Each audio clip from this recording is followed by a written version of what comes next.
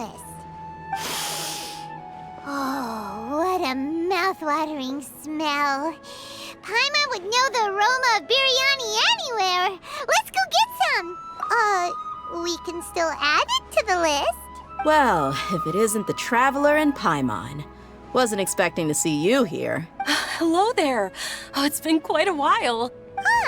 So you two are still hanging out together. Dehya, didn't you say last time that you were gonna head back to the desert? I said I was going to resign from being her bodyguard, not that our friendship was over. We're still the best of friends. The Homayanis also still post jobs from time to time. Their pay is always generous, so me and the other mercs never pass them up. I told Dehya to just stay at our place when she took one of those jobs a few days ago. My parents were delighted. They even said that it always felt like we were missing someone whenever Dehya wasn't around. That sounds like something they would say, all right. They're always so welcoming. Anyway, the job is already taken care of, so I was gonna head back to the brigade as soon as I finished a little shopping. But the master kept insisting, and I ended up staying for another day. You can stay for as many days as you want, Dehya. Father hasn't even gotten around to treating you to his best dishes yet. You know I'm not the kind of person to stay put in one place like that, my lady. Don't worry, though. There'll always be next time. What? She said they'll treat you to the best dishes! I can't believe you can still refuse that! But wait. Didn't you say last time that you would take me on a trip to the desert? Why don't you just take me with you today, when you leave? There are so many places I still haven't visited yet. I'm sorry, my lady, but no can do. There's still a few things I need to take care of back at the brigade. Besides, the desert hasn't exactly been the most peaceful place lately. Oh, come on. Not this again. That's also what you said last time and the time before that. I know, I'm sorry. Just give me some more time, and I promise I'll plan the best trip ever for you. All right, fine.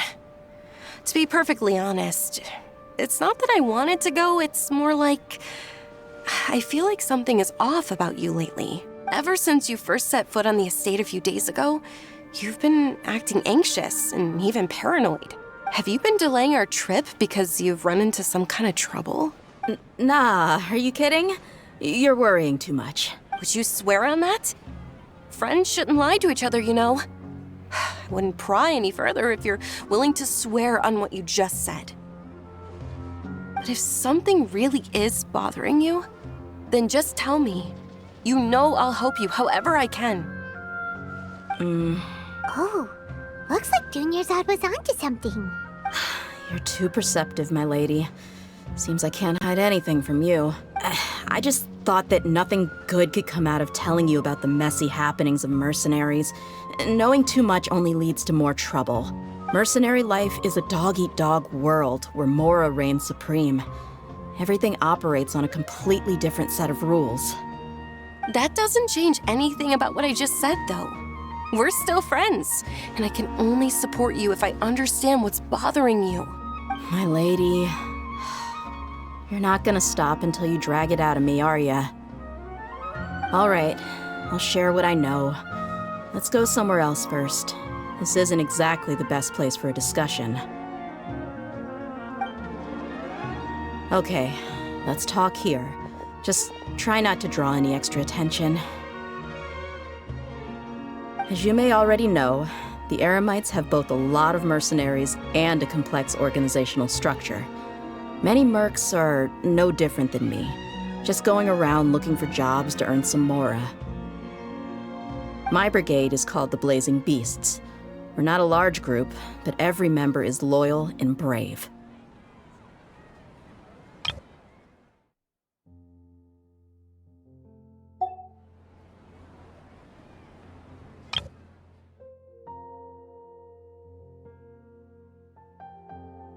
However, not all Eremite brigades are like mine.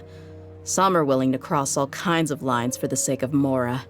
The most notorious is a faction known as Deshret's Relics. Deshret's Relics? Judging from the name, they must really look up to... Yep, you got it.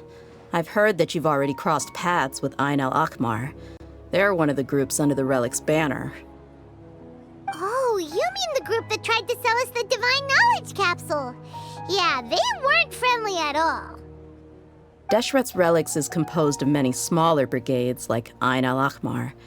The Relic's headquarters issues orders to all brigades under his control. On any other day, I would want nothing to do with them. Unfortunately, though, the brigade that's stirring up trouble now is none other than Dehya al-Ahmar. Dakan? I think it means beard or something. Believe me, it's a really stupid name. I found it insufferable for years.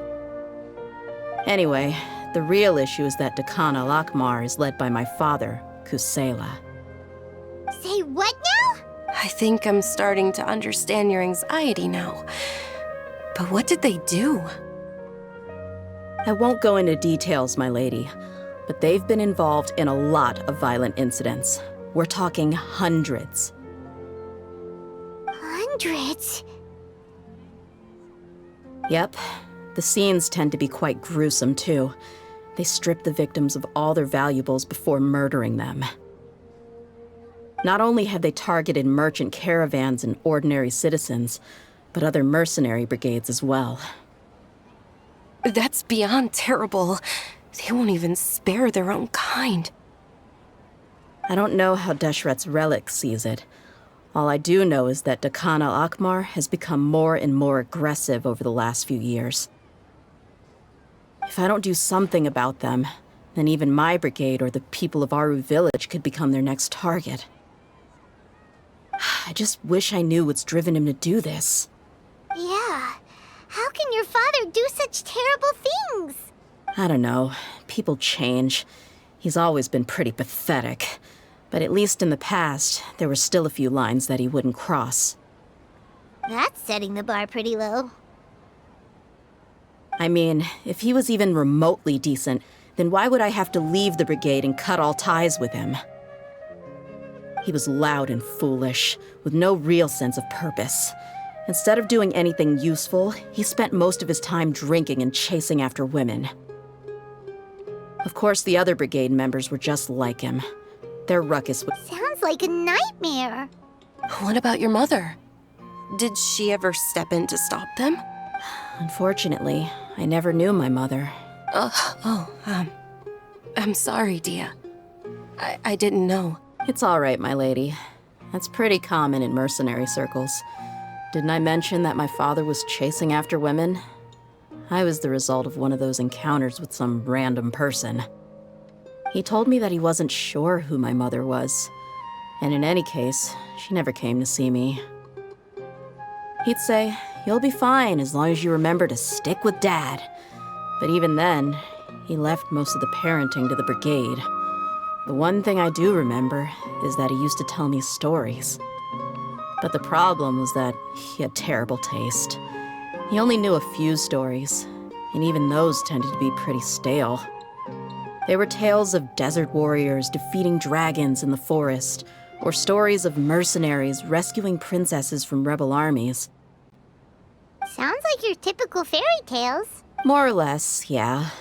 They were interesting maybe the first or second time around, but after about 20 repeats, they started to get a little dull. He seemed to think those stories were the best things ever, though. He was so into them that he'd call the whole brigade over and make them perform the whole thing as a play.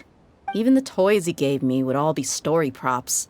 I'd get helmets, shields, and toy swords.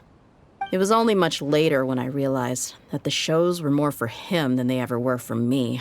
What an interesting guy. Yeah, I've always found him pretty childish, but that was something I could just shrug off. I had no reason to despise him. Until I grew up and learned the true face of Deshret's Relics for myself. Looting, blackmail, violence, and fraud. They not only accepted such heinous acts, they would even openly boast about them. No one in the brigade was any kind of hero. Instead, my father and his cronies were more like the bad guys that needed to be taken down. Did they really think that as long as they didn't do any of that stuff right in front of me, I would never know? I think I can understand your feelings. The difference between perception and reality must have hit hard. Yeah, but don't worry, my lady. It's all water under the bridge to me now. I had a huge argument with my father and left that place behind for good. I'm not investigating them due to any bitter feelings I still have towards my father. I just want to protect those that are close to me. Yeah, I told the boys to gather as much information as they could. Most of the reports concern violent incidents, but there's also some talk of smuggling. I see. But isn't this investigation incredibly dangerous? It is, but every mercenary lives life on the edge. It's a lifestyle that I enjoy. That may be true, but it'll be impossible for those who care about you not to worry. Well, now you get why I didn't want to share any of this with you. What should we do? They both have valid concerns. Huh? But there's no need for you to get caught up in this mess, too. Well, he's super tough, so if he went into the desert with you, then Paimon bets the problem will be solved in no time. I'm inclined to agree. I'd feel a lot more at ease if you took him along to help. I'll wait for news from you in the city until then. Please, stay safe. I'm honored that you care so much for me, my lady. All right, then let's get moving. Our first stop will be Caravan Rebot, where we can catch up a bit with my fellow mercs.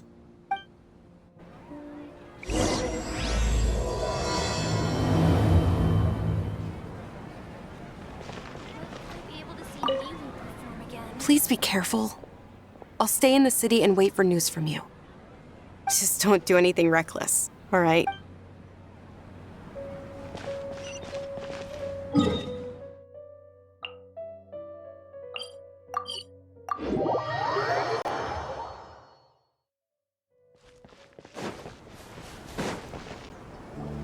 Hey, Dehya, you're back.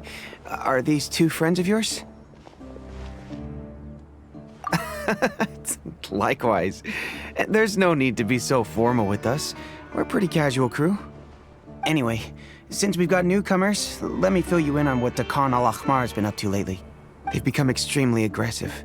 Apparently, even their own now have become acceptable targets. They even attack other relics brigades, just the same as any other mercenary brigade. Even the most ferocious beasts still protect their own. And it sounds like they've thrown that straight to the wind. That's right.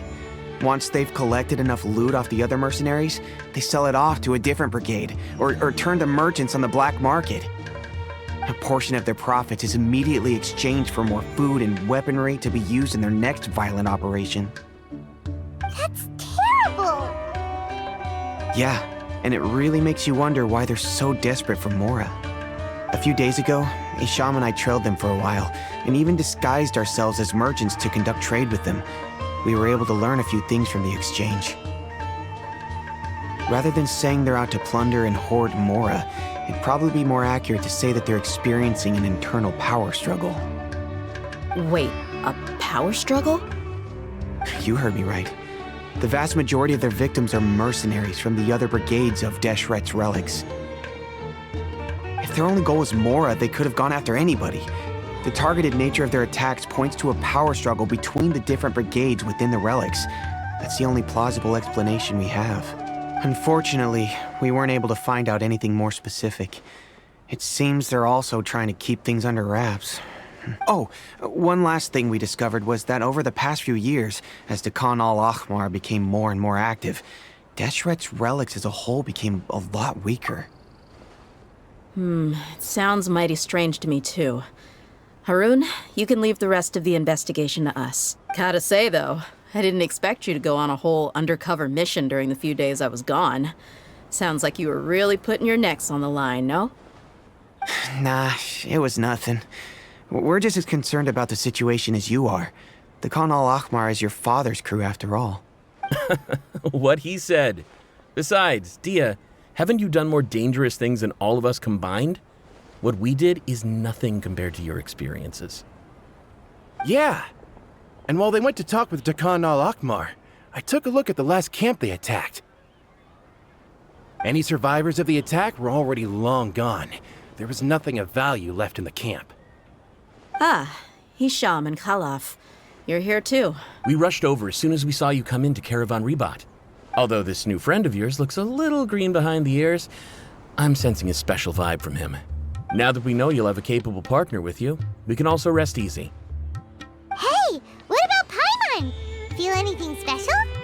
Oh, you're also planning to tag along with them? Of course! Paimon is the traveler's most important guide. Wherever he goes, Paimon will follow. Oh, in that case, then you'd better take care of her too, Dehya.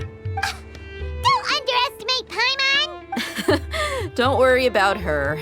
She may look tiny and helpless, but she's been through just as many battles as the traveler here. Even if she had only survived on sheer luck, then that alone would still make her quite formidable. I had no idea. I guess I shouldn't judge by appearances. Oh, one other thing, Dehya. When you're free, why don't you update the deputy about your upcoming schedule? We held another recruitment event a few days ago, but everyone only came to see the Flame Mane. You weren't around at the time, so people were pretty disappointed to only find our crew of rough, unkempt guys. The deputy put a lot of effort into the event, but it was basically for nothing. Only a few people chose to stay, and that really got to him. Sorry to hear that. I'll be sure to bring him some great liquor next time. I left in a hurry and I couldn't make it back in time for the event. Gotta admit, I can understand their disappointment, though.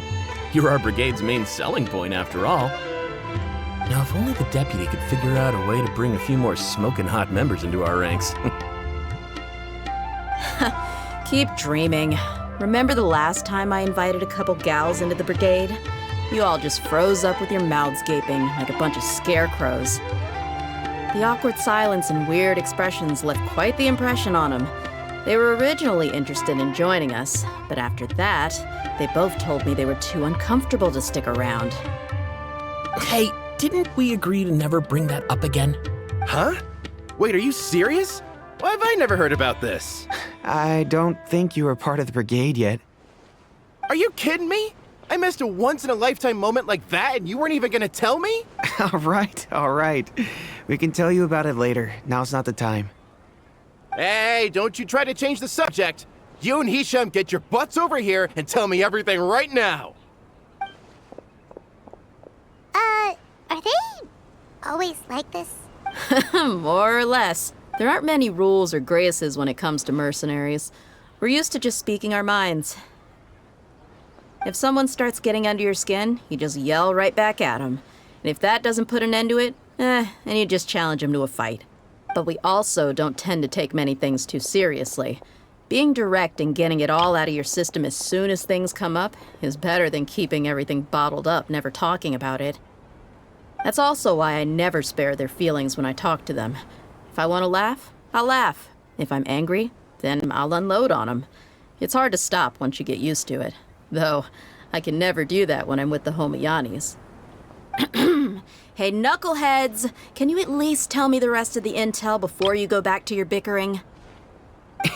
Yeah, you hear her, Khalaf? Told you we gotta focus on the investigation first. I drew up a map. Right here is the spot. There you'll find the merchant caravan responsible for getting rid of Dehya al-Akhmar's looted goods. All you gotta do is wait and ambush them in the evening. They'll have no idea what hit them. Perfect. Thanks for that. Be sure to pass my regards to everyone else in the brigade as well. Will do.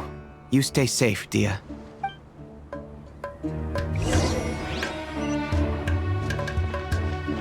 Now, like I said, the two ladies Dehya brought with her were also like super mercs. I'm talking same level as Flamemane here. Oh, you should have seen it.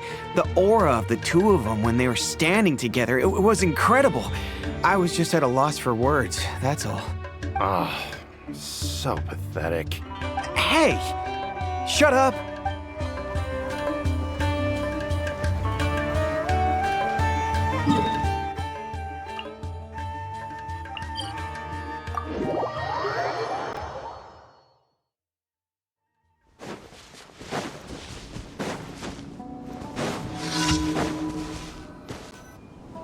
This should be the place.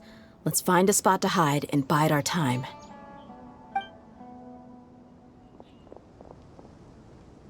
gonna come down to a fight one way or another, so let's all be careful. No need to worry. He knows his way around a fight. I'm not worried about that. What I meant is that we probably shouldn't go too hard on the enemy. After all, we still need to get information out of them.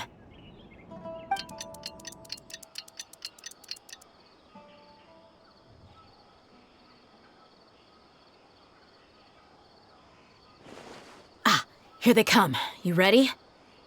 Let's not give them a chance to react and end this quickly.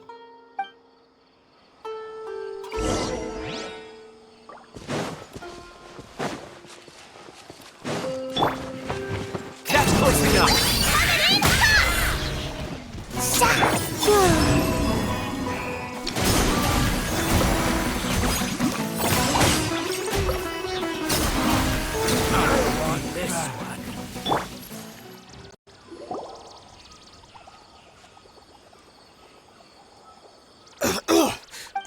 You're the Flame Mane.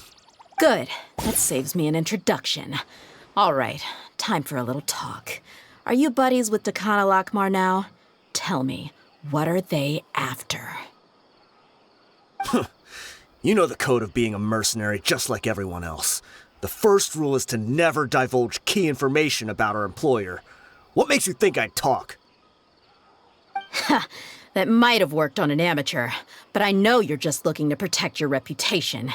Think about it, though. What's your reputation worth if you won't have the other tools you need to succeed in this line of work? Tools like, I don't know, your limbs or eyes? You've got 5 seconds. You might want to think twice about how much your employer's information is worth to you. Whoa! I'm not joking around. We can do this the easy way or the painful way. 2 seconds! I'll save you the trouble.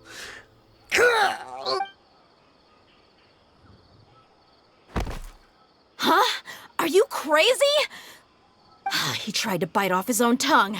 Quick, search the area for any first aid supplies. I definitely didn't expect him to go that far. Thankfully, the wound wasn't too deep, and he just passed out from the pain. But why would he be so extreme? I just wanted to test his mettle. You can get a lot of mercenaries to talk just by threatening them. I didn't expect him to be willing to go through so much pain just to deny us some intel. Well, he's out cold for now. We could wait for him to wake up, but maybe it's not a good idea to interrogate him any further. Yeah, don't worry about it. It'll be a waste of time to interrogate him again after that. He might just hurt himself again if we start asking. There are lots of goods around here. Let's search the area. Maybe we'll be able to find something. I'm really sorry.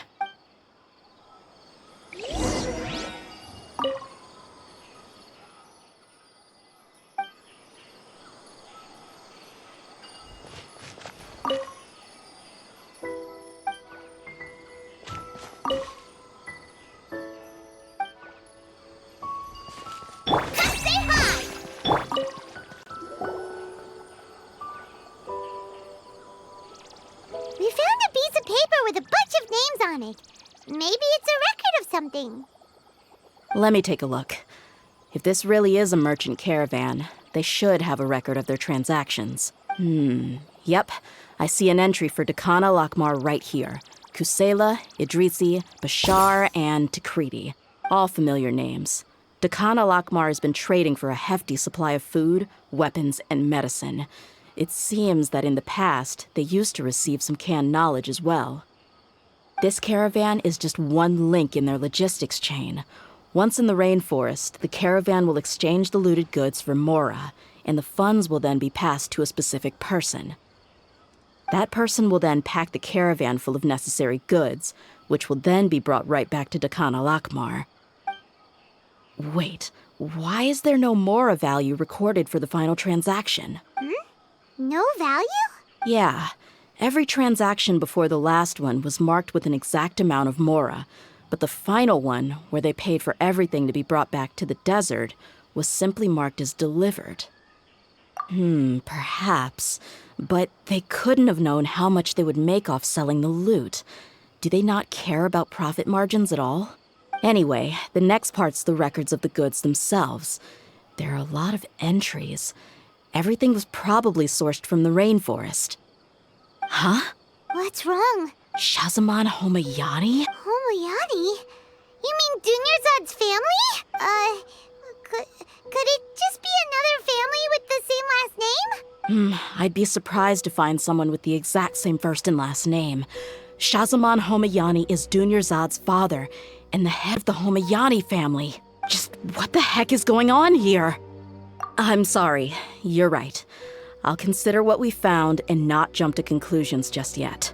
But what this piece of paper confirms is that the Homayani family has been providing goods to Dakana Lakmar. What if the Homayanis have been kept in the dark and don't know they've been trading with Dakana Lakmar? That's a possibility, but if that was the case, why is this caravan specifically named Shazamon as their person of contact?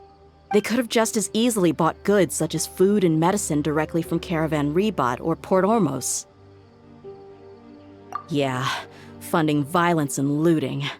The brigade gets the goods, and he is paid the proceeds from the sale of the loot. But why would he do something like this? It's not like the Homayanis are in need of money. I honestly have no idea. I've been to their estate many times, and I've never noticed anything suspicious. The only potentially large expenditure I could think of would be the treatment costs for Dunyarzad's Elazar. Maybe they borrowed a lot of Mora in the past? But that's still just a speculation. I don't think the Master would stoop so low to make Mora. You're probably right. I know my lady's personality, and she wouldn't deliberately keep something like this from us. But what should we do now? All we found is just another mystery. If you ask me, we already have no choice but to confront her about this. I'm not worried. It's too early to make a verdict yet. I still have faith in the Homayanis. Let's go find my lady again. We'll tell her everything and see if she's willing to lend us her support. If we're lucky, we can not only figure out the mystery of this paper, but also follow the trail of breadcrumbs to the people responsible at Dakana Lakmar. Dehya, are you sure this is the best decision? What if instead of getting the help we need, we just end up revealing everything we've discovered to the enemy? I've considered that possibility, but even still, I want to tell her what we found. I think I owe her that much. True friendship is built on trust. She showed genuine concern for me when we first brought up the topic. I can't repay her kindness with doubt and suspicion. That's not how I deal with people. You're right. Paimon wants to trust Dunyarzad too. Yeah. Let's pay another visit to Sumeru City.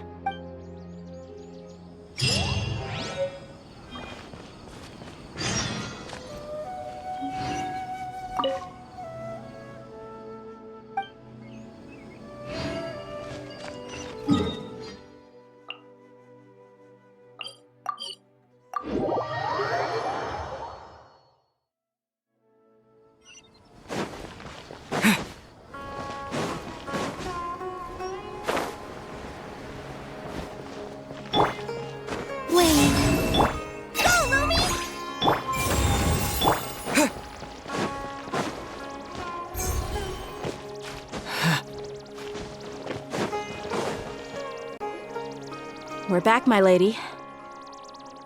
Oh, you're back a lot sooner than I expected. You mustn't have run into any trouble then. Well, Actually, we're still investigating. It's just that we've discovered something strange. I see. The clues you found have led you back here, in the city? Something like that. You all look a little dispirited. Whatever you found must not have been very encouraging after all. Why don't you discuss it with me? Maybe I'll be able to say something to cheer you up? It's okay, my lady. It's not so much about me being upset with my father or anything like that. How should I put this?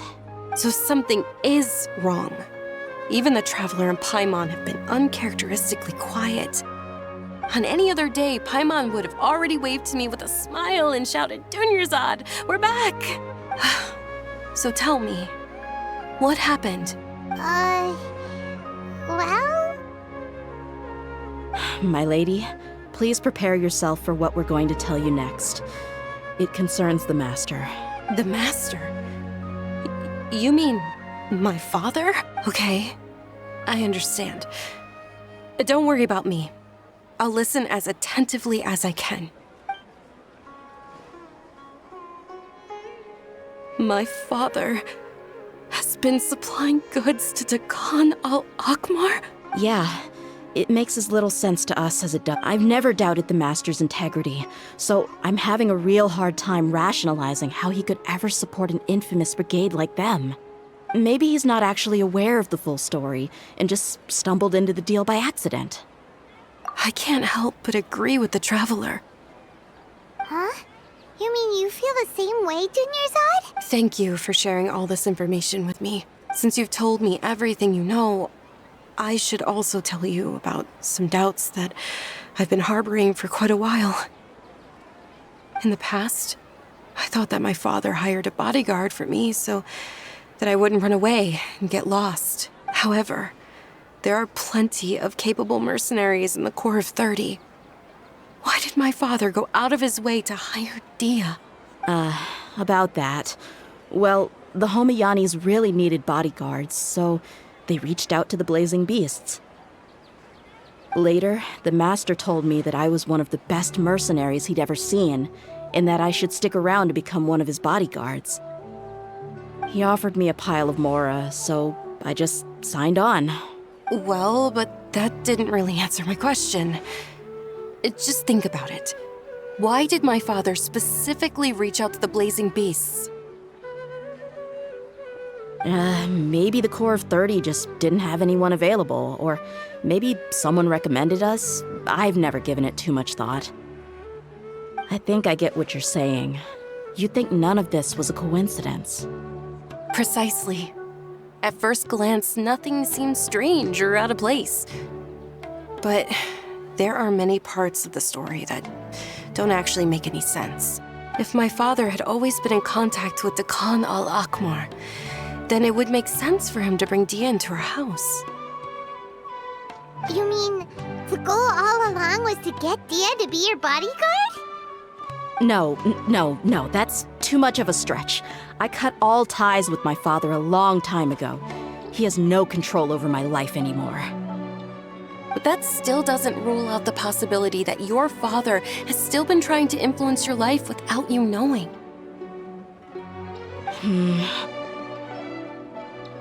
So, the Master was not likely an innocent victim in all of this?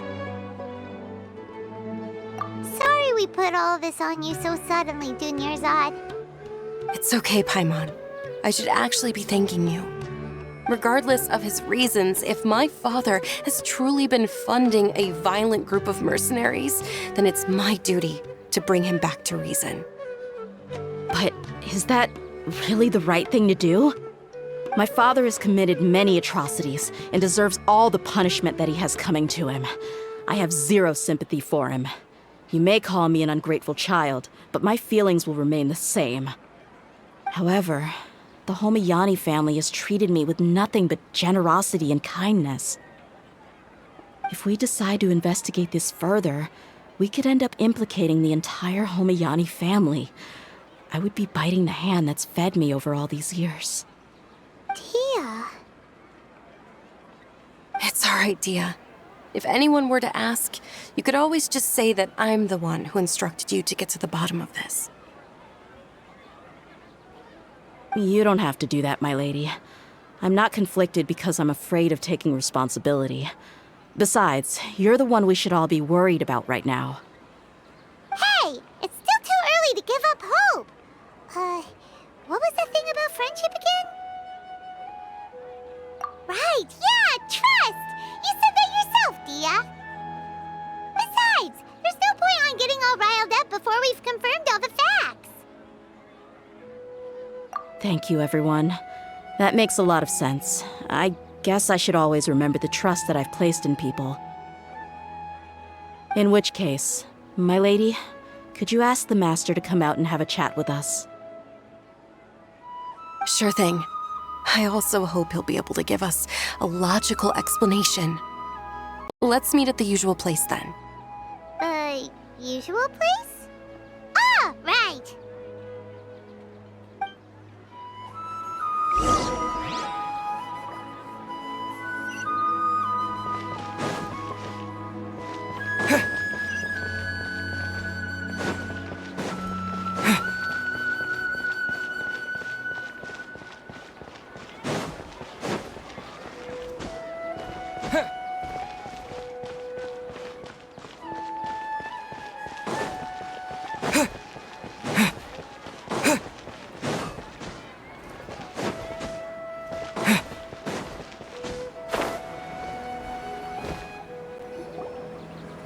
Thank you for coming, sir.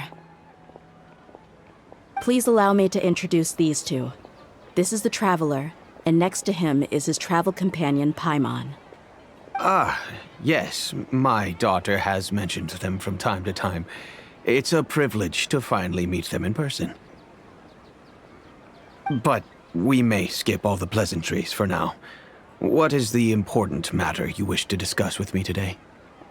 Well, we wanted to bring this transaction record to your attention. There's something on this record that we're all pretty curious about.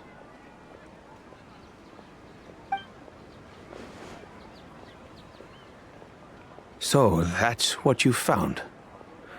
Huh. Seems like I can't keep everything from you much longer. If you wouldn't mind, we'd like an explanation. Well, it's a long and difficult story. And to be perfectly honest, I'm not sure if I'm doing the right thing. What I do know, though, Dehya, is that the truth will bring you no solace. If anything, it will likely cause you a great amount of anguish.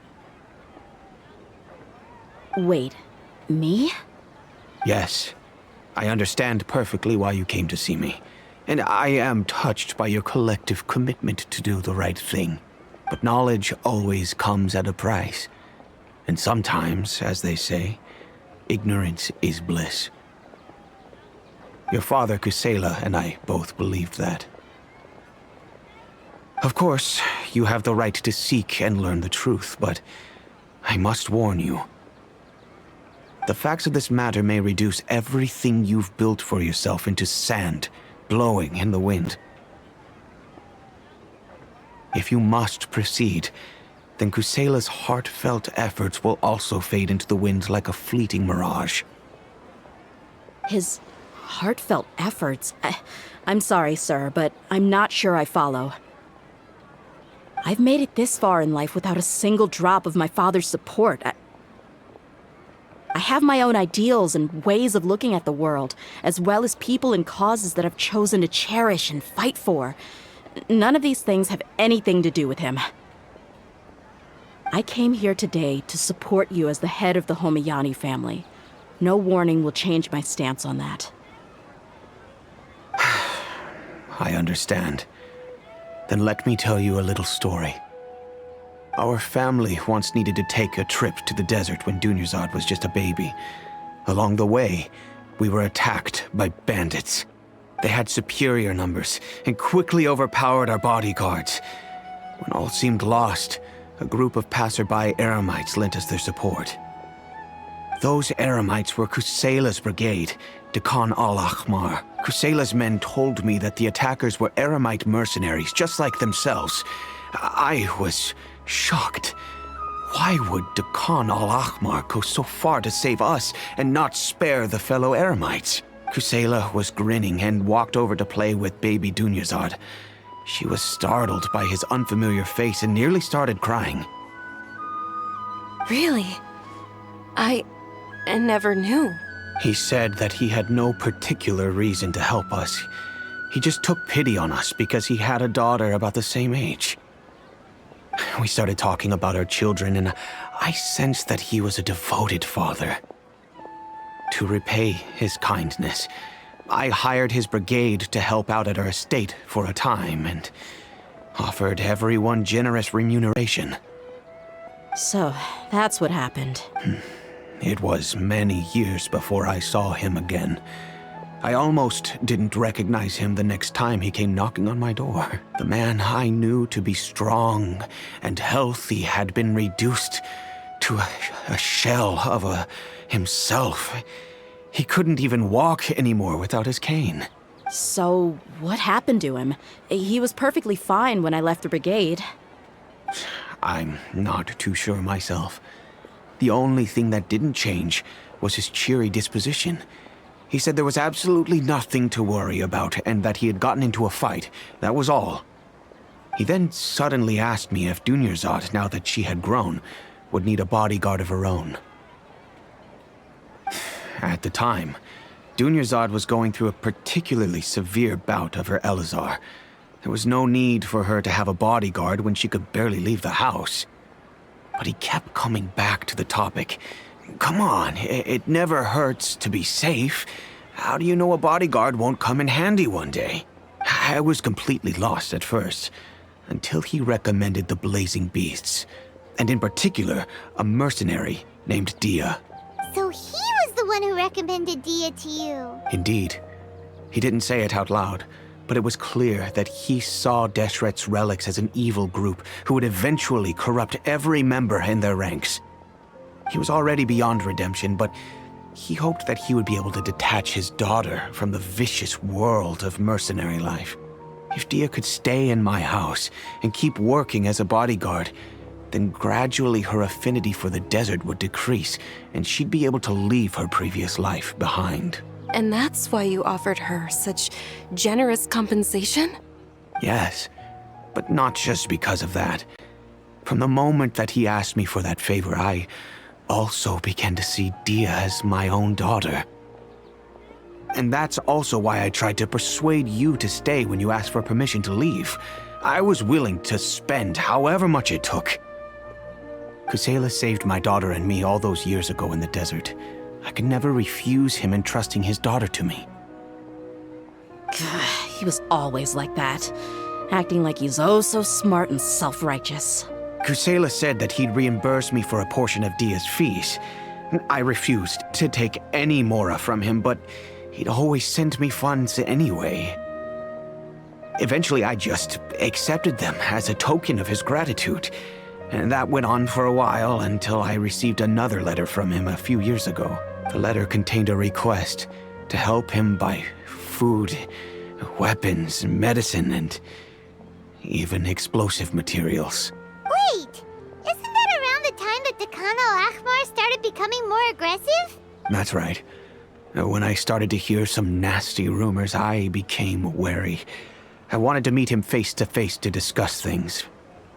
But by then, he was no longer receptive to my requests to talk. If I had to guess, it's probably because he doesn't want to put Dehya at risk. That thought occurred to me as well. I figured that he probably came to me for help because he had nobody else to turn to. After some deliberation, I decided to send him some food and medicine. I turned down all his requests for explosives and weaponry. I am aware that even such a reduced gesture of support could lead to others coming to harm, but I could not simply reject his plea for help. In the end, it probably was the wrong decision. I plugged my ears to the rumors and just chose a solution that made me feel least guilty. If you can, please tell me where he is now. None of the things he's doing right now make any sense if he's just trying to keep me from getting tangled up in his world. If all he wants to do is steer clear of me, then maybe he shouldn't have brought me into this world in the first place. Oh no. Dehya, please don't feel that way. I'm just angry because I can't wrap my head around any of his actions. I don't know. I really don't know. I don't think I can do it. But I guess you do have a point. We haven't uncovered the whole truth yet. We still need to figure out his exact actions and reasoning for these last few years. I'll do my best to help. Of course, anything between the two of you would need to be resolved between you and him alone. I don't know Kusela's exact whereabouts, Outside of supplying his brigade with some goods, I tried my best to avoid getting involved any further with him. However, there's a man on the list named Jawed. He used to be a mercenary in the desert and is now a member of the Corps of 30. He's responsible for supplying weapons and liaising with the Dekhan al-Akhmar's merchant caravan. I think he should know Kusela's whereabouts. I've heard that he likes to have a few drinks alone and enjoy the cool wind at night outside the tavern. Maybe you'll be able to find him there. Understood. Thank you, sir. Then I guess this is bye for now, unless... I'll stay and be with my father here.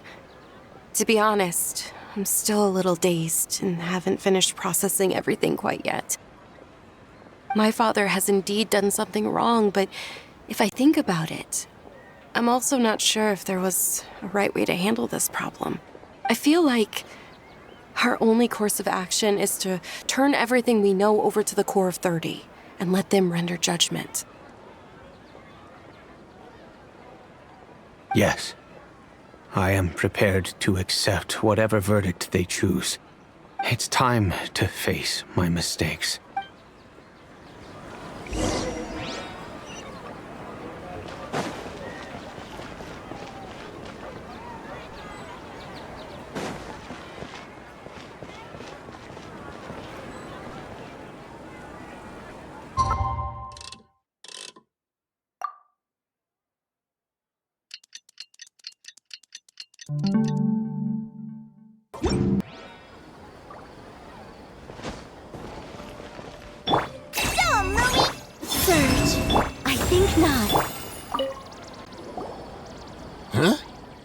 Who are you guys?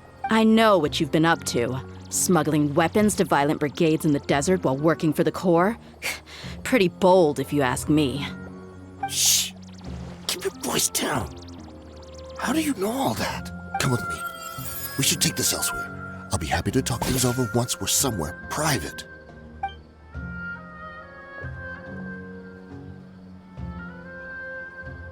This place should do. All right. Back to my question. How did you all know about me? Don't worry about that for now. You know what kind of punishment you'll face once we report you to the Corps, I assume. Wait. There's no need to jump the gun. Let's talk this out. What are your terms? So what's in it for you anyway, Mora? Well, I was a little tight on money at the time, and Kusela took good care of me in the past. I weighed it in my mind, and I couldn't find a reason to turn the opportunity down. I wouldn't only be helping my benefactor, but I could also make some quick Mora. Let me tell you how it is. We're investigating Dekhan al-Akhmar, and we're gonna put an end to their operations. If you provide some help for us, then we might just put in a good word later to reduce the terms of your punishment. Hey, why don't we discuss this a little first? Listen, I made quite a bit of Mora from my last run. Just give me a number, and I'm sure we can... Shut it. My patience is running out. You should know when a mercenary is after something other than money. All right, sheesh. But you gotta promise you'll put in some nice words for me later. They're always on the move. Here's the spot they were at the last time I made my delivery to the desert. Feel free to go have a look. I'm just telling you, though, it's not on me if they're not there anymore. Sure. And then you can forget about any nice words from us. Hey, come on. Now you're just being unreasonable. Really? And how do I know you're not leading us straight into a trap? Don't forget, you're the one with no bargaining chips. All right, I get it. Why don't you go take a look, and if they're not there anymore, I'll try to figure out something else for y'all. Now that's more like it. Let's move. And as for you, try to stick around the city until we get back. You don't want us to call the folks from the Corps and have them drag you back to the city.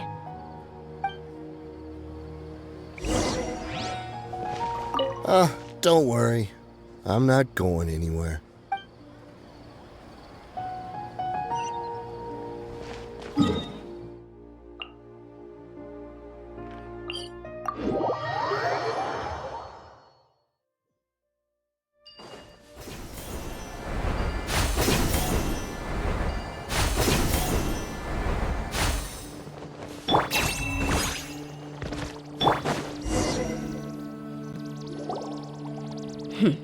Seems like we're in luck. That should be their camp right up ahead. Let's go. We'll finally get to the bottom of this ourselves. I'm here to see Kusela. Tell him to get out here. Dehya, why are you here?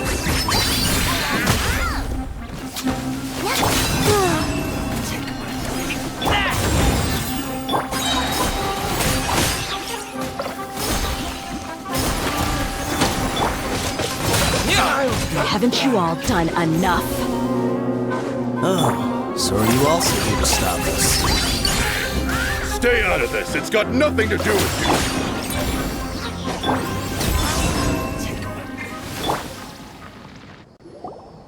you. Ah, she's so strong.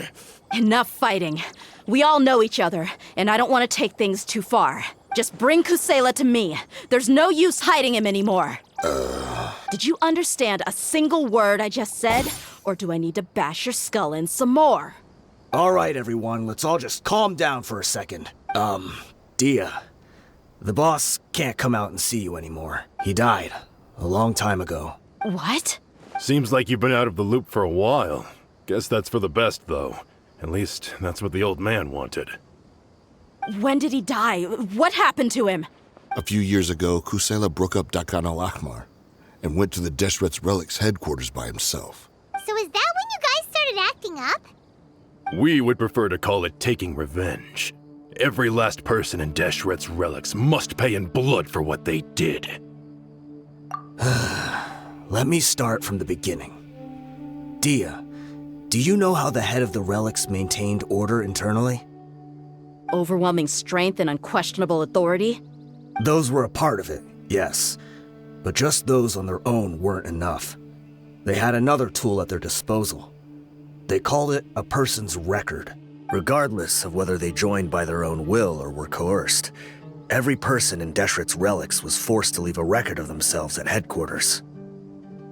Whether it be their deepest sin, some unforgivable act, or their most immoral exploit, the record served both as a symbol of loyalty and the perfect material for blackmail. That's precisely it. Every one of us have a record. Me, Bashar, Tikriti, and all the boys who grew up with Dehya and ended up joining our ranks. But you, Dehya, you were never asked to provide a record, were you? I never even knew this was a requirement. You were probably the only person in all of Deshret's Relics who didn't know about it. Ever since you were born, Boss had been trying to shield you from this organization's sinister rules. Not only that, but he also banned all of us from committing any nefarious acts. He said he'd take care of the dues we had to pay regularly to headquarters. But in the end, he was just an ordinary person. What could he do? He was forced to go to headquarters again and again to account for missed dues and incomplete records. He'd come up with all kinds of excuses and get beaten up as a result. We all knew he was doing that for you. He wanted to get you out of this world, no matter what it took. And that's why he became a shell of himself and couldn't walk without a cane. Wait, but that doesn't make any sense. I didn't know about any of this, and I'd never seen him get injured or beaten. Because you were too young at the time. How would you ever tell between wounds from a beating and wounds from battle? When you left home after that final argument with him, he seemed to age by a decade overnight. Even his hair went gray. So, even the blazing beasts were... Yep. It was all his doing. Had he not arranged them to come to you, you probably would have been reduced to a pulp before you ever left the desert. A few years ago, Boss said he needed to make another trip to headquarters. He was already pretty weak then, and we all assumed he was going to get beaten again. I suggested that he hand the role of leadership over to me, but he said there was no longer any need, since the Khan al-Ahmar would soon be no more. His words made no sense to me, but that night, we heard that a massive fire tore through headquarters and razed everyone's records to ash. Everyone gained their freedom that night. Many members fled, not just from our ranks, but from the other brigades as well. But how could we leave with a clear conscience? All of us, who knew exactly what had happened. The boss can't have just died for nothing. Those heartless jerks at headquarters took him from us. From that point on, the sole purpose of Dakan al-Ahmar became revenge. The big fire that boss started was quite a blow to headquarters' strength. It's given us the opportunity to launch our attack. Even though we're outnumbered, we vowed to see our revenge through to the very end. There were people from headquarters who changed their names and went into hiding. Some fled to other brigades, and others escaped to the rainforest. But we won't let any of them escape our wrath. They'll all pay for what they've done. We've suffered plenty of losses as well. To keep going, we need an enormous amount of supplies, from food and medicine to weaponry and explosives. All we can do is exchange our loot from Mora, and then use that to get supplies. We forged Boss's handwriting and sent out many letters to his former friends. Thankfully, many people were willing to come to our aid. We were also able to attract many mercenaries who shared our goal. We've endured unspeakable pain to win many impossible battles. Deshret's relics have become weaker and weaker, and now we finally have an opportunity to directly strike their headquarters. Paimon doesn't know what to say anymore. We do know right from wrong, but we were sinners from the very beginning. We do not deserve the freedom that the boss won for us with his life. Boss always loved his old-fashioned hero stories. Those tales about sacrificing yourself to save the world. We used to always laugh at him for it, but in the end, he really went and lived those stories out himself. As for me, I never considered myself a hero. We're all the lowest of the low. We have no right to even imagine such an existence. But maybe those hero stories he liked foreshadowed everything that was to come. The spirit of the hero touched all those he had saved, and more people joined his cause. Maybe we were all just acting along with the play in the beginning. But as we acted the parts and recited the lines, we were drawn in. And now, we want to see the story through to the end. I'm sorry, Dehya. I know you always found us insufferable ever since you were young. Just think of this as a madman ranting. I'll go with you. Huh? Dehya? You want to go with them? I grew up with these guys, and I know they're not bad people. It's just that some situations get so bad that it's difficult from evil. All I know is that Deshret's must be destroyed. I grew up with these guys, and I know they're not bad people. It's just that some situations get so bad that it's difficult to tell good from evil. All I know is that Deshret's relics must be destroyed. Furthermore, I want to go see the place for myself. I want to know if my father is still there. I know you don't want to get involved in this, so there's no need for you to tag along. I can do this on my own. Yeah, Paimon feels like we'd only regret it if we don't see this through to the end. Thank you. We'll be a lot stronger together with you. I bet Boss would lose his mind if he ever knew you'd join us at the very last moment like this. Considering all the losses and injuries we sustained, we can't afford to turn down someone as powerful as you. He can think whatever he wants. But the fact is, I owe him this much.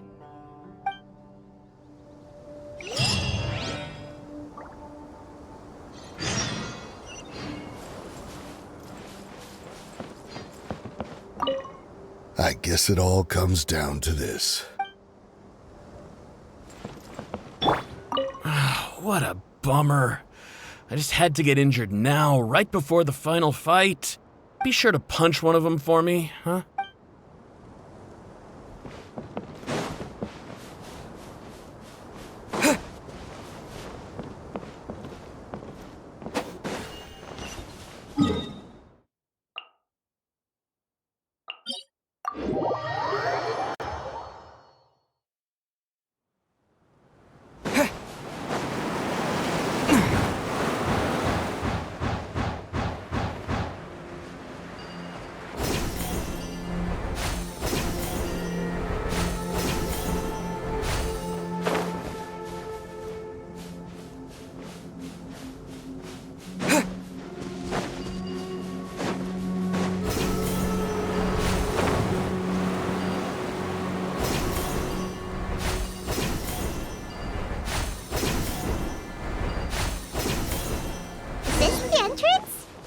sure didn't run into much trouble on the way here.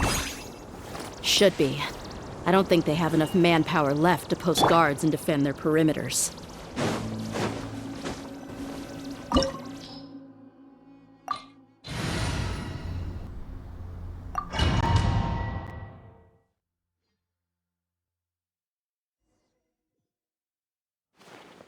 Wow.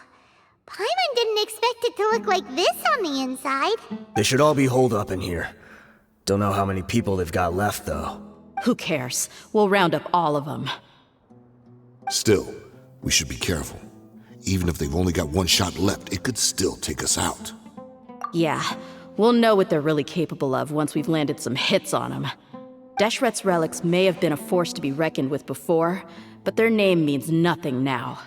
Yeah, they don't stand a chance with you here. I'll take the lead. I've been here once before.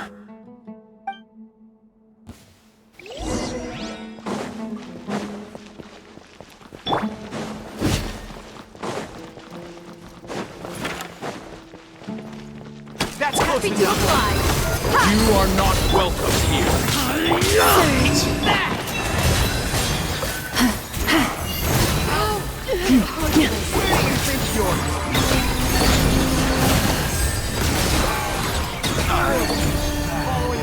New punch. Receive my blessing. Wayne.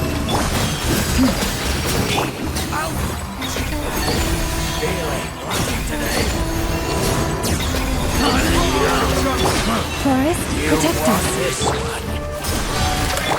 Look alive!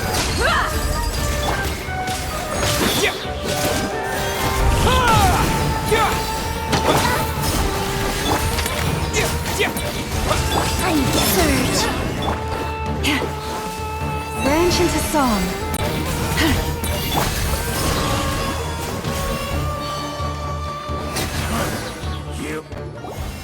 This way, follow me. We're almost there. Wait!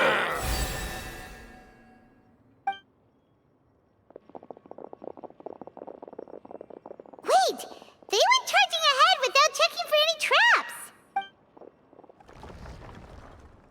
Hey, you guys okay?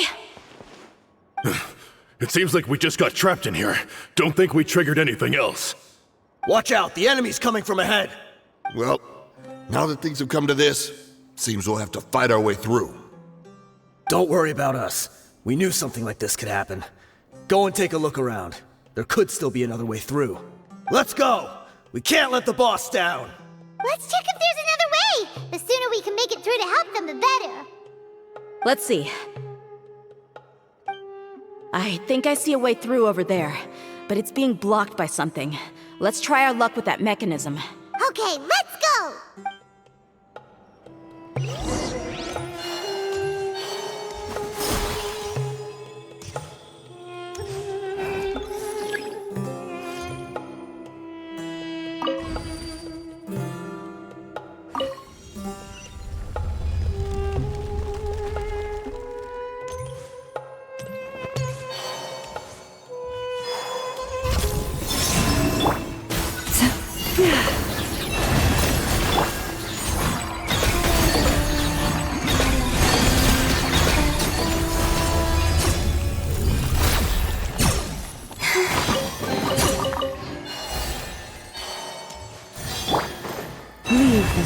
Another mechanism like the one before, but this one's being blocked off in the middle. We just need to adjust it a little.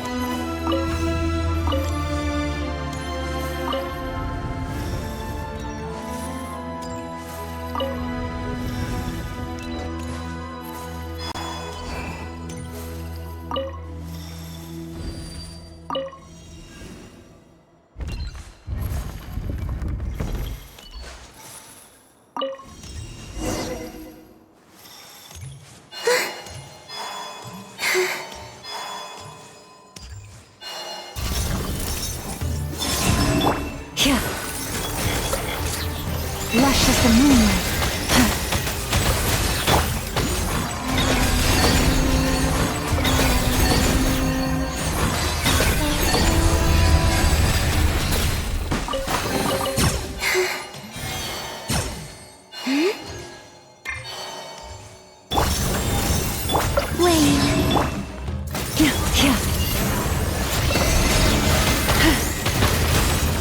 With one heart, we pray.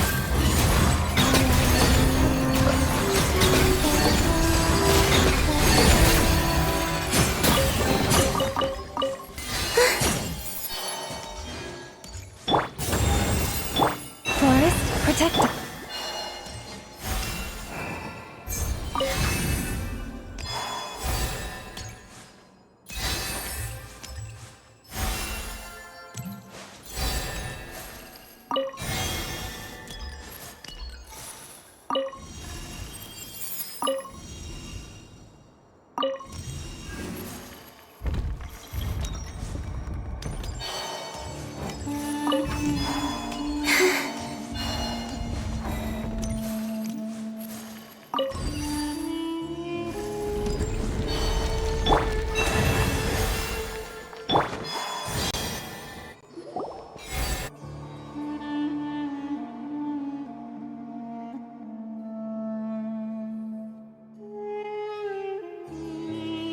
I wasn't expecting anyone to make it through from the other side, but as a desert dweller, I suppose we should be used to our folks defying all expectations. Don't waste your breath. You have nowhere to run. Run? Had I wanted to run, I would have fled 1,000 times already. I witnessed the golden age of Deshret's relics. Even if I could leave this place behind, all that awaits me now are endless days of humiliation and ruin. Even now, my brothers and I still believe in one thing. The greatest should never live to remember their fall. So you want to go out in a blaze of glory? Let us draw our weapons!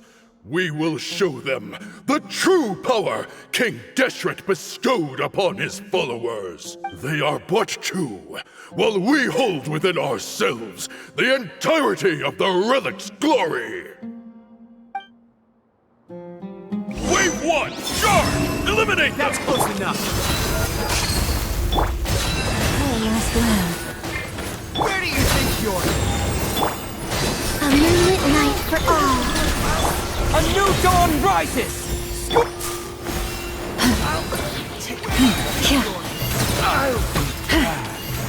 Branch into song. We're just getting started. Lots off! Will King Deshret will not abandon any one of his followers.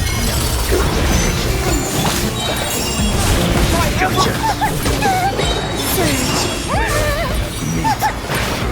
Begone. With one heart, we pray. A new moon rises. Brothers! This is where we prove our faith. Do you all just want to die? None of us plan to leave this place alive!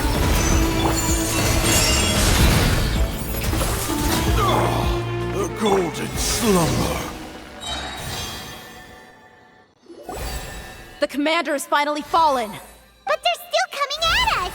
This place is like a gladiator's ring. They just keep coming no matter how many we beat! Yes, keep fighting!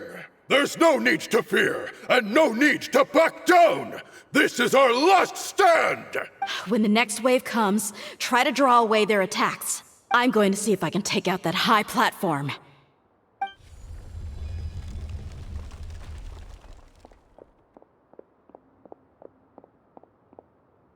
Get out of my way! Come and face me, Michel! So they've broken through the front as well. Apologies, Lord Michal. They fight like absolute madmen! No matter how much we throw at them, they just keep coming for more!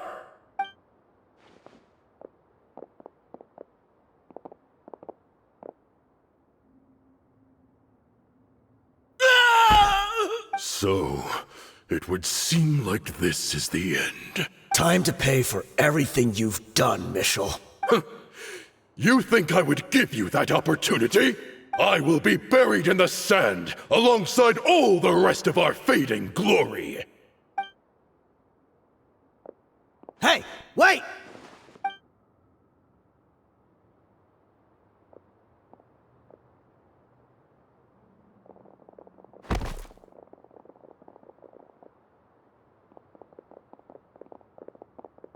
We were too late. It's over. There's no more need to fight. But if you're still going to cling on to your so-called mercenary's pride, then I'll give you all a good beating as well.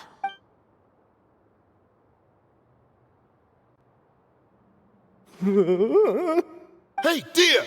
I found the mechanism. I'll get you all back up here right away.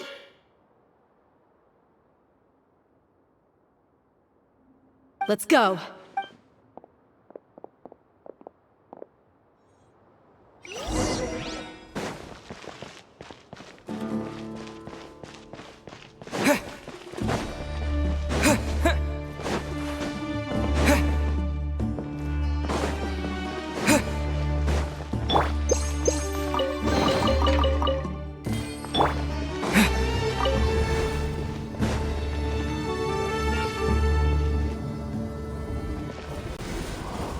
Who are you filthy rats? And why are you always pestering us? You call yourself a member of the infamous Deshret's relics, and you still can't even tell who's made it all the way to your headquarters? Who knows what intent a bunch of rats may have? We try to catch a couple, and you all just show up on the other side instead. How are we supposed to figure out what you're after? Hey, have you ever heard of a man by the name of Kusela? Why would I know? It's not like I'm in charge or anything. This is your last chance to talk. Hey, I said I don't know anything. I'm just an average member here. I'm telling the truth. If you're here to find someone, why don't you look through the records yourselves? Who can remember every name and face with so many people coming in and out every day? The irony. His life became a light for so many, yet to others, it wasn't even worth remembering. Where's the records room? Answer me! It's right over there. All the files are in there. You can go through them as much as you want. It's not like any of them still matter anyway. I mean the old records room. The old records room? You mean the one that got burned down? Kusela. Ah, yeah, I remember him now. The guy who could hardly walk. Watch your mouth. That's our boss you're talking about. He was definitely faking it. We all let our guard down as soon as we saw him come hobbling in. But in the short time it supposedly took him to take a dump, he'd already gotten away and started a fire in the records room. He couldn't have possibly outrun us if he wasn't a fraud. And after that, Deshret's relics fell into complete disarray. Stop wasting our time. Every one of us here is perfectly aware of what he had done. Tell me, where is the old records room? It's just over there. Go see it for yourself if it means that much to you. There's nothing left in there but ashes. No human could ever survive that kind of inferno. Bashar, Tikriti, let's go. We'll leave the others here to guard these guys. Spare them no mercy if they try anything.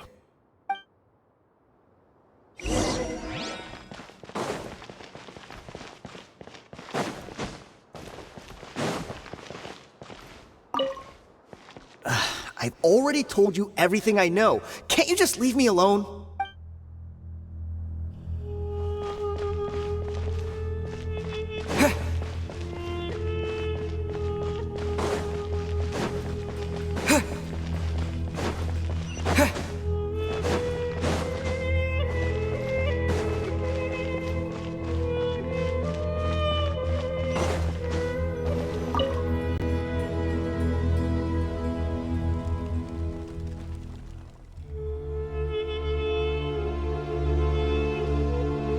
So, this was his final destination. How did he do it? Getting past all the guards with a limp and sneaking in here to start a fire? If he was nimble enough to do that, then he must have been able to get out of here after starting the fire, right? Dehya. I'm sorry. I know it's just wishful thinking. Let's look around. Maybe we can find something that's been left behind.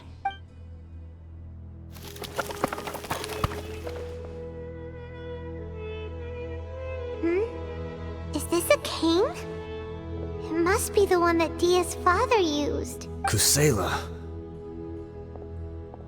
Thanks for everything, boss. We're fortunate to somehow find that cane after that fire. Let's split up and look around some more. What if something else has been left behind? But what else could survive a fire like that? Huh?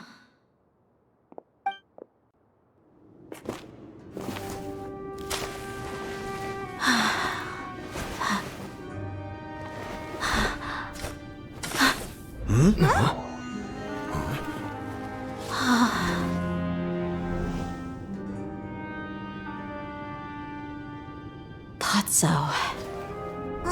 Wait! Isn't that the toy sword you played with as a child?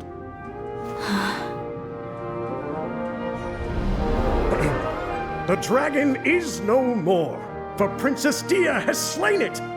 Its head now hangs above the city gates. Her bravery has brought eternal peace and prosperity to us all. Dehya, come on. This is the most important line. You can do it. But Dehya, you defeated the dragon. Everyone's waiting for your speech. Still too shy, huh? All right, I'll do it. I hereby proclaim our victory. Evil shall plague us no more.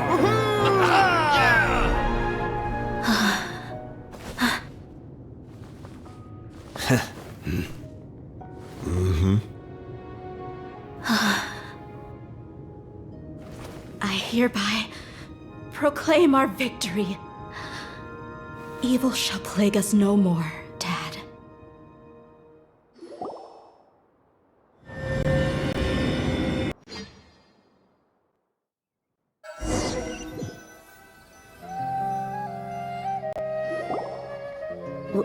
What's this?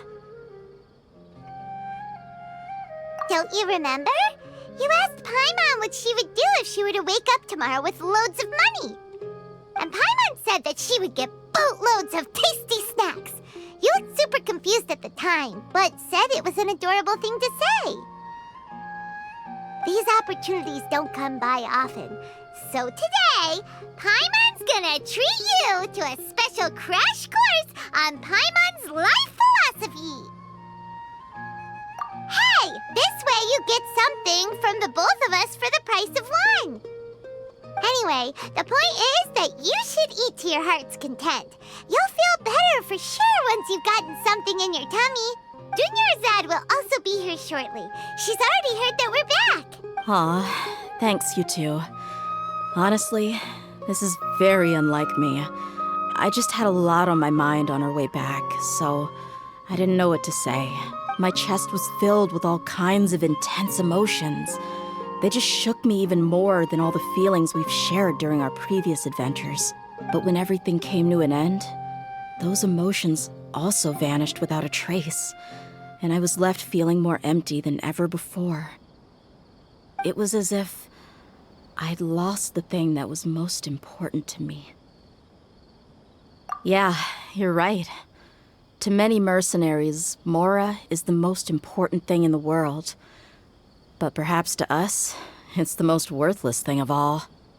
Idrisi and the others all used to say that they would quit if there was no Mora to be had.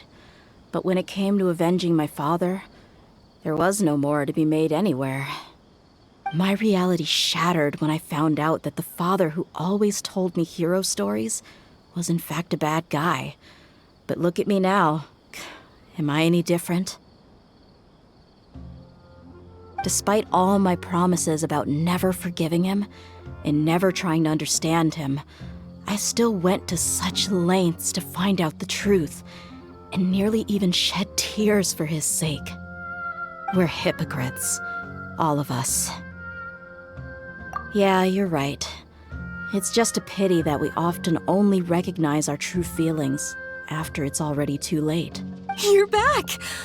Are all of you all right? Ah, there she is. Yeah. Many people from the Corps of 30 came over, and I just wrapped up everything with my dad. All I can do now is wait for their verdict. Huh?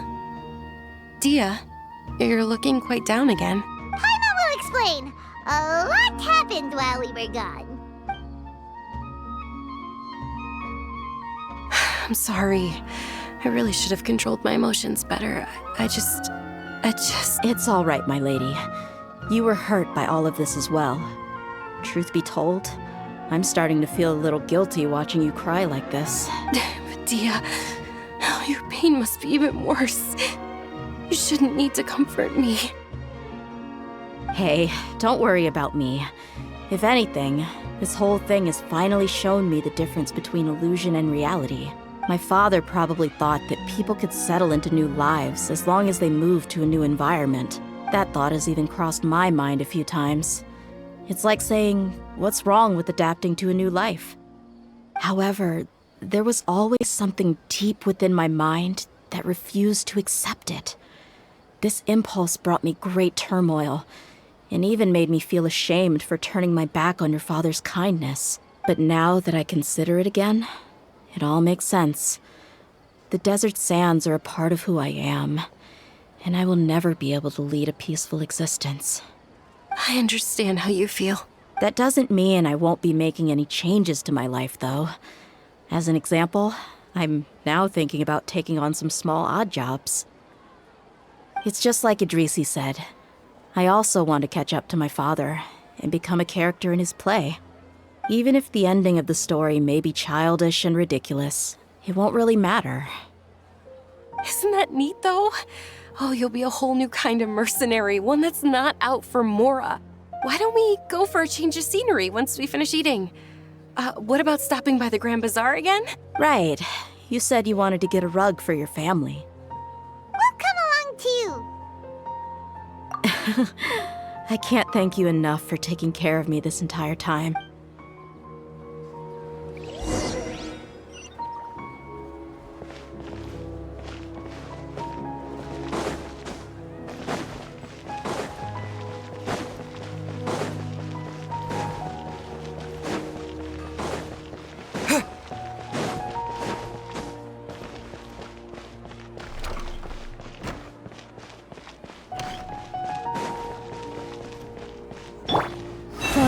Protect us.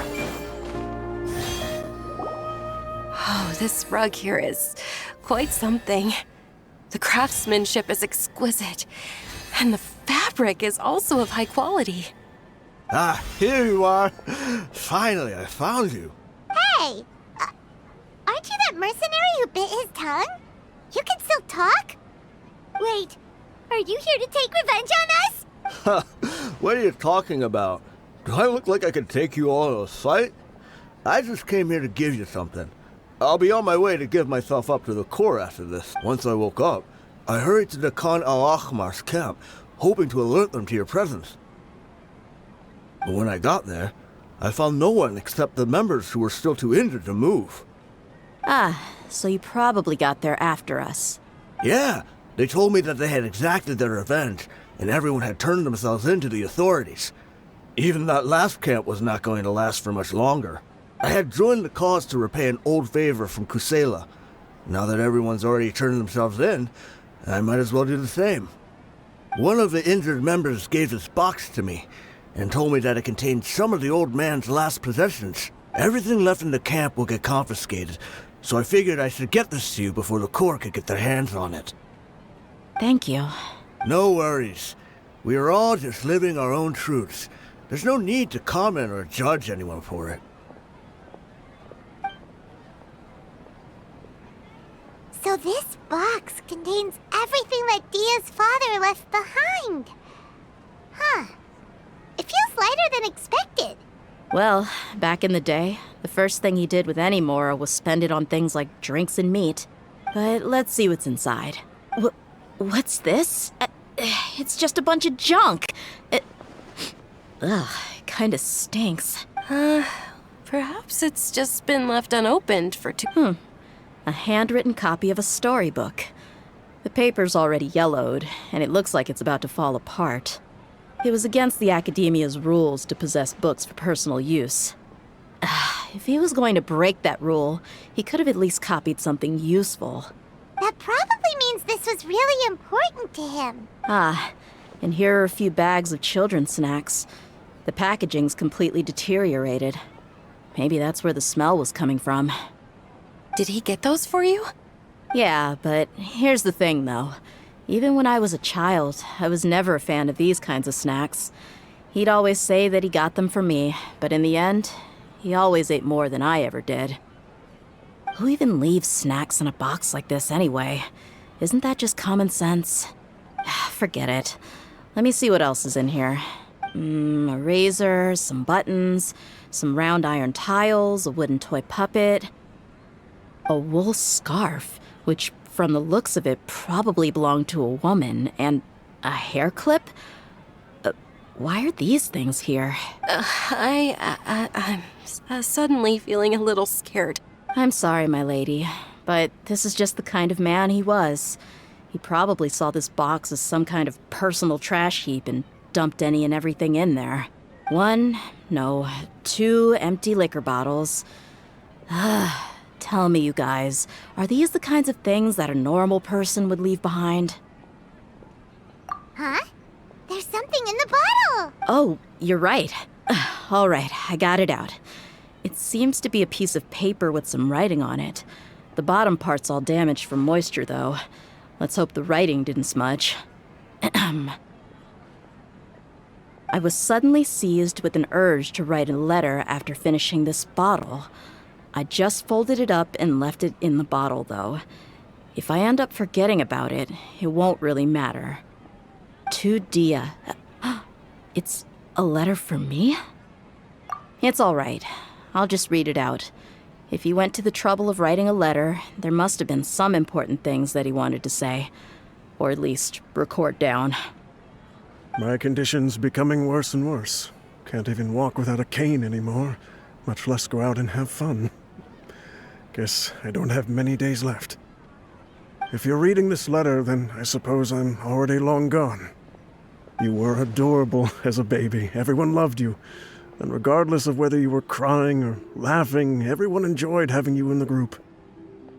But once you grew a bit older, you were no longer nearly as happy or cute. It's probably the guy's fault.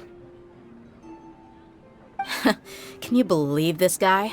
He can point the finger at himself. Anyway, back to the point. To summarize, I'm writing this so you would know not to feel sad for me, even if you end up finding out the truth. The reason being that I was never your father to begin with. Wait, what? Surely, he must be joking, right? I don't know. I was quite formidable when I was young, and 100 times cooler than some so-called flame main. Really felt like the whole world was under my feet. With just a teeny tiny bit of effort, I felt I could rule over the entire desert.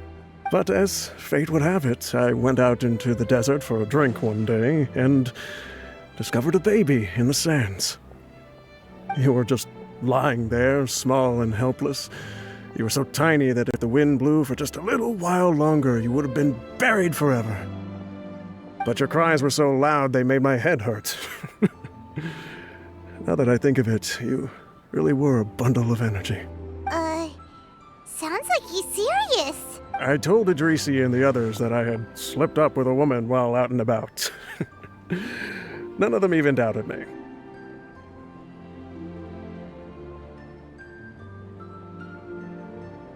I'm sorry that I had to lie to them for so long, but I really had no other choice. I was their most esteemed leader, after all. It's not like I could just tell them that I suddenly wanted to play at being a father. At this rate, I'll puke up all the liquor I just drank from this bottle. Anyway, Dehya, you possess the kind of freedom and kindness that we could only dream of. As far as how you should live your life, that'll be up to you to decide. That's the end of the letter. In the end, he was still thinking of me as a little child. I suppose, or I would have suffocated under the sand a long time ago. He was a good father to you. The fact that he wasn't a blood relative doesn't change that. Yeah. It's just a pity that we had to learn the truth of everything like this. Do you already have some ideas about the decision that he wanted you to make? do. If he first found me alone in the sands, then I want to try my hand at finding the person who abandoned me. I just have one wish. To tell them a story. That there once existed a childish and foolish jerk with a heart of gold. And that only under his care was I able to grow and mature into the person I am today. If you end up finding any leads, can you share them with us? We go on adventures all the time. Maybe we'll be able to find some information for you. Sure, I appreciate it.